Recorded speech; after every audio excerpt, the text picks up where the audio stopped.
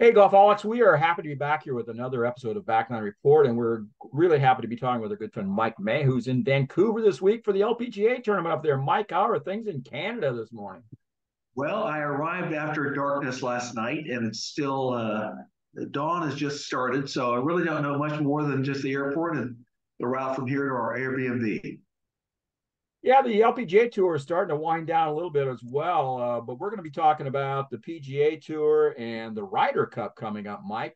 We got the playoffs going on. We're down to the last week. We've only got 30 players. We had some real excitement last week in Chicago with the BMW.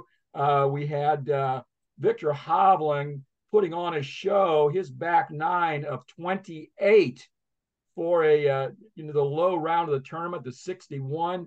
Unbelievable. He had eight threes, Mike, eight threes, and only one four on the card, and that was a birdie because it was a par five. So he parred the two par threes and birdied every other hole on that side. That was a phenomenal round. Yes, he played alongside Rory McIlroy, who I think had 66 or 67, and it Yeah, made that score look yeah, rather mediocre. Yet it yeah. was a brilliant round in itself. Made Rory look like a chump, didn't it? Well, I would say that, but most times you shoot that kind of score with Rory, you're amazed. But on Sunday, it was just rather basic.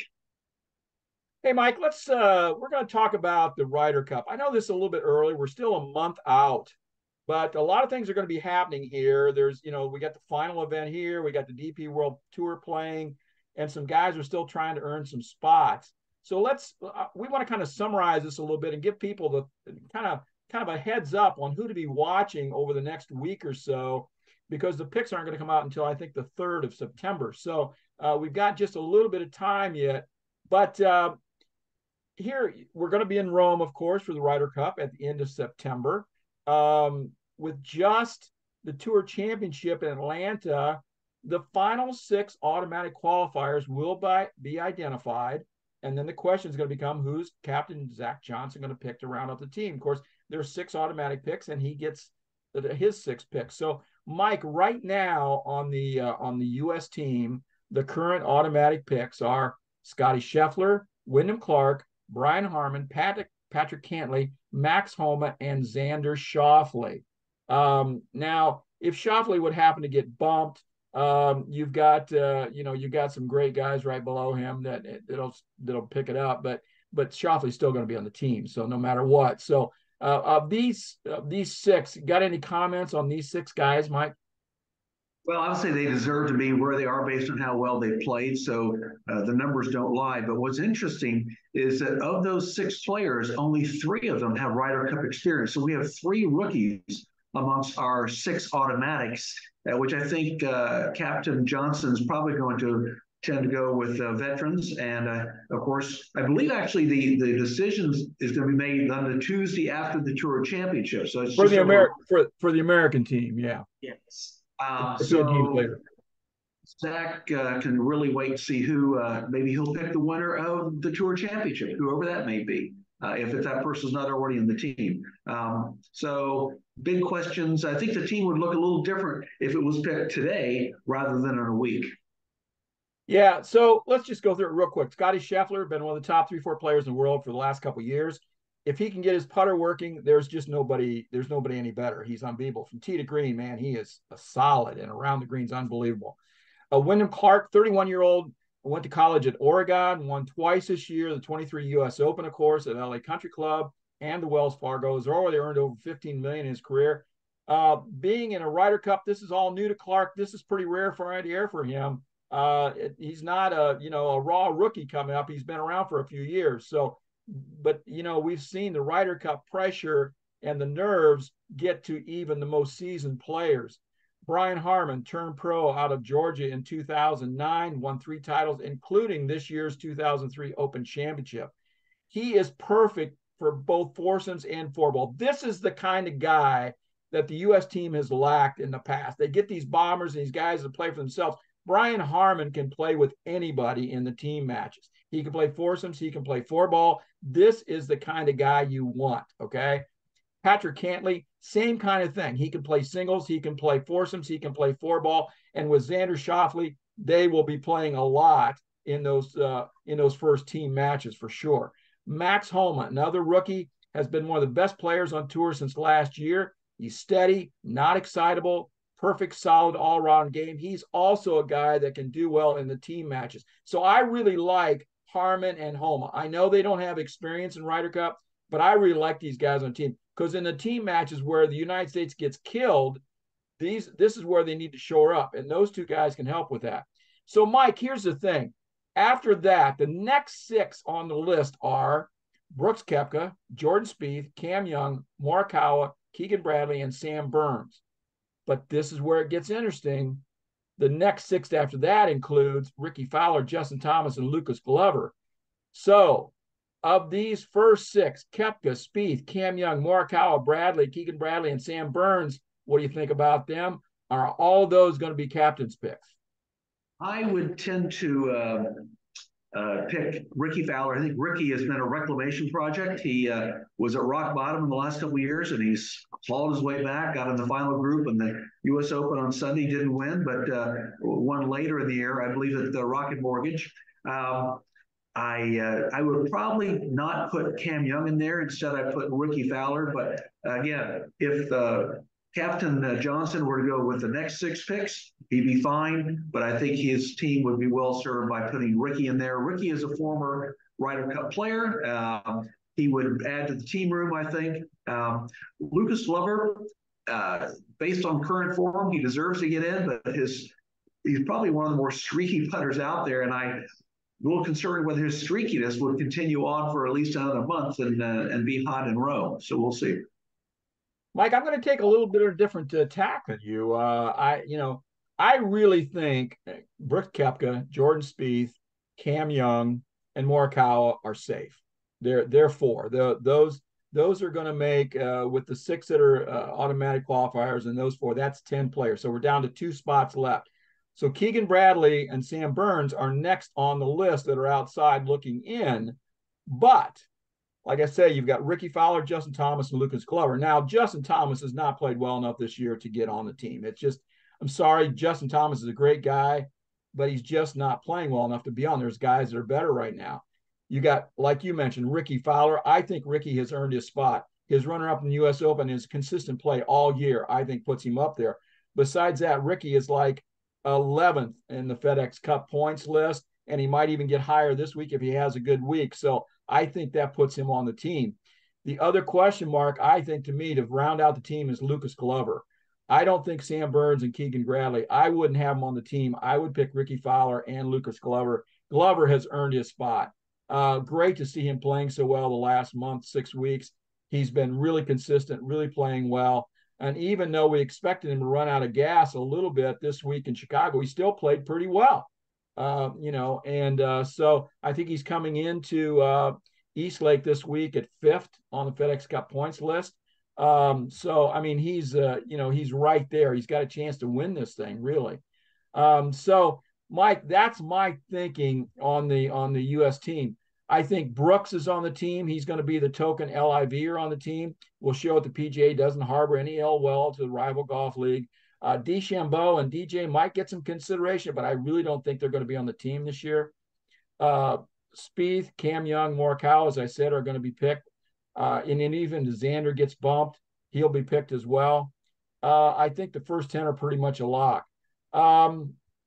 So that kind of sums up the American team a little bit. You got another. I think it's going to be a really good team with these guys. I mean, everybody likes Ricky Fowler on the team. He gets along with her. And again, he'll be another one of these guys that are good for the team games because he can play with pretty much anybody. He's long enough. He's consistent enough, and he's got a good enough short game. He can play with about anybody on the team matches. So I really, we'll get into who could make good teams once the final picks are. We'll have another show and we'll talk about that. But Ricky could play with anybody. Lucas Glover, I'm not sure about. You put him maybe in the 4-ball, probably not in the foursomes. But then again, maybe not. Maybe he'd be a good foursome guy with someone too. So that's the thing about Ryder Cup. You can kind of hide guys a little bit. You don't have to play them in every session. So Any other comments about the American team before we leave that? Yes, I think that Dustin Johnson may well get picked. He was 5-0 last Ryder Cup, though he did not fare well in Paris, the Ryder Cup before that. So, and this is a foreign Ryder Cup. We have not won, I believe, since 1993 Yeah, overseas. So yeah, that's a yeah. big monkey. It's amazing the number of good teams we've had overseas that have not come back with a victory, including that team in Paris that did have Tiger and had Mickelson and was probably picked with sort of a heavy heart and not a heavy mind. I think Zach Johnson's going to be very pragmatic. He's going to pick a team that wins. Lucas Glover does deserve to get on there. I just hope that if he is picked, he can remain as hot. As for Scheffler, I think actually if he has a partner, the onus is less on him. He'll be a little more relaxed, and he'll make those putts because he's got a partner who will back him up. So I think we've got a Zach Johnson's got a good problem. He's got more players and he's got spots. And I think everyone who gets on there will be excited and they'll come together. As far as the Live PGA Tour issue, Koepka lives in the Jupiter area. He hangs out with McIlroy and all those guys, Justin Thomas. They're good friends off the course. So I don't see any issues in the team room with the Live PGA Tour element. Plus, Koepka's a veteran of both President's Cup and Ryder Cup. The guy can play, and there's no one who would represent the red, white, and blue better than Brooks Koepka.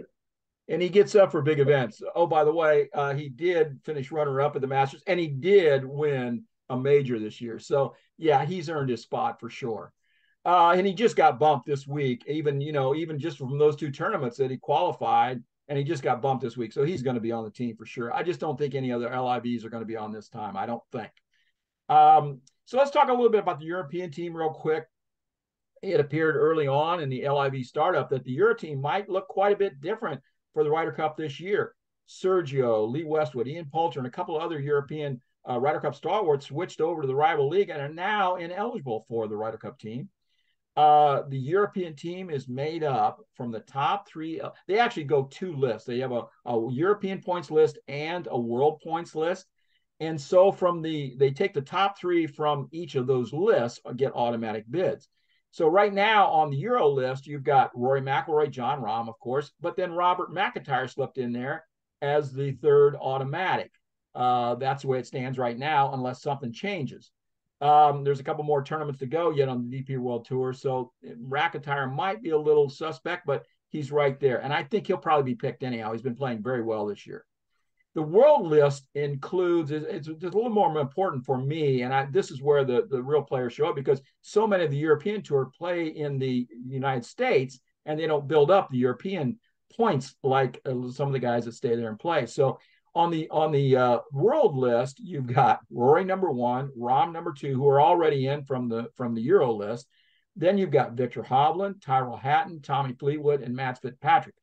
So of those, the three qualifying for here would be Victor, Tyrrell Hatton, and Tommy Fleetwood. Matt Fitzpatrick would be on the outside looking in because you've got McIntyre from the European list that gets the other automatic bid. And I'm sure that Fitzpatrick is on the team. I mean, it doesn't matter if he's automatic or not. You're going to pick him, right? He's been playing very well. He's playing very well in the playoffs. So of the captain's picks, okay, as I just mentioned, you've got Matt Fitzpatrick, who is sixth on the world list, definitely going to be on the Euro squad. You've got Sepp Straka, who's number 7, been playing very well over the past 2 seasons. I'm sure he will surely get a nod as well. I would personally be very surprised if both Shane Lowry, who's number 8 on the world list, and Justin Rose, who's number 9, aren't both on the team. So with the 6 automatics, plus you've got Fitzpatrick, Rose, Lowry, and Straka. That's 10 players, Mike. So we're down to 2 spots left for the European team. So a lot of these guys we don't really get to see that much because they're European Tour players, and they don't come over here that much. But Victor Perez has been playing very well for several years. He's number 7 on the Euro list, and he's probably getting very close attention from Captain Harrington to be on. Then you've got 3 guys we really don't know that well: Yannick Paul, Adrian Meronk, and Rasmus Højgaard. Well, and then also Adrian Otegi, who are the next logical options. We haven't seen much of Yannick Paul. He's from Germany, attended Colorado. Twin brother plays on the Korn Ferry Tour. Paul won the DP World Tour last fall at Mallorca. Majorca. Adrian Maronk from Poland, honor of being the first player from Poland to make it to the DP World Tour. He's currently number 4 in the race to Dubai and has 3 DP World Tour wins. Ortegi from Spain, been around for a while, since 2011. We've seen his name pop up here and there.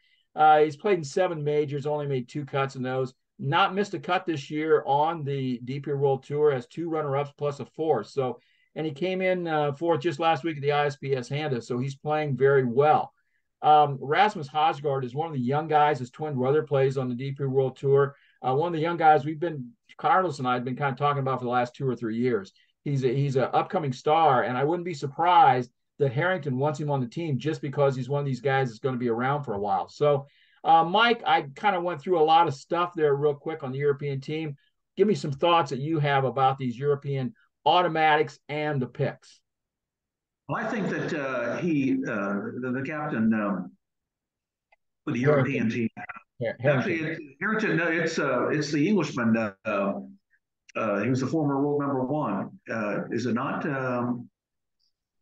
But anyway, I think the Europeans will rely heavily on those top 8 or 9 players. I think not that any player is not important, but I think he will ride Ron will play all sessions. McIlroy will play every session. Fitzpatrick, and they will be on the team. He'll play every session. So he will ride his veterans all the way to the end. And it's almost like back in '99 when Jean Van de Velde qualified as an open runner-up, and he played 1 session, which was singles, and he lost. So I think not that picks 10, 11, 12 are not important, but they're not as important because they will get less playing time, in my opinion. Is it Luke Donald? I thought Luke Donald was the European Ryder Cup captain. Oh, you're probably right. I'm sorry. I might have said that. You mentioned Harrington because Harrington was actually discussed as a possible pick when he was doing well in the senior tour. It's like he wouldn't be a bad pick. On the one list, he's like in the top 12, I think, something like that. So I was surprised when his name popped up there.